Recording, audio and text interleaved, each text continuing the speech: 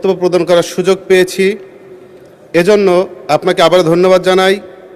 কিন্তু আমি রাষ্ট্রপতিকে ধন্যবাদ দিতে পারছি না বিধায় আন্তরিকভাবে দুঃখ প্রকাশ করছি।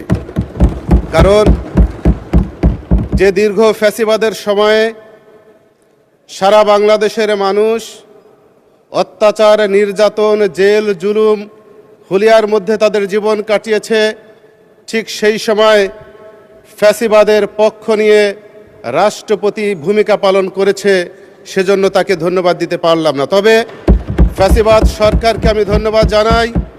তাদের নির্যাতনের কারণে, তাদের অত্যাচারের কারণে শুধু আমি নয়, আজকে আমার মতো অনেক সংসদ সদস্য যারা এখানে উপস্থিত রয়েছেন, তারা এলাকার স্থানীয় জনসাধারণের হৃদয়ের মণিকোঠায় স্থান করে নিতে সক্ষম হয়েছেন।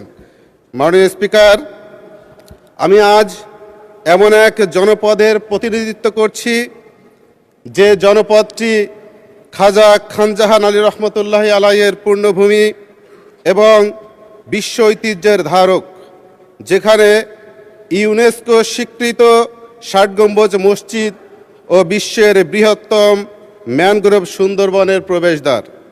কিন্তু মাননীয় স্পিকার, অত্যন্ত দুঃখের সাথে বলতে হয়, যখন বর্তমান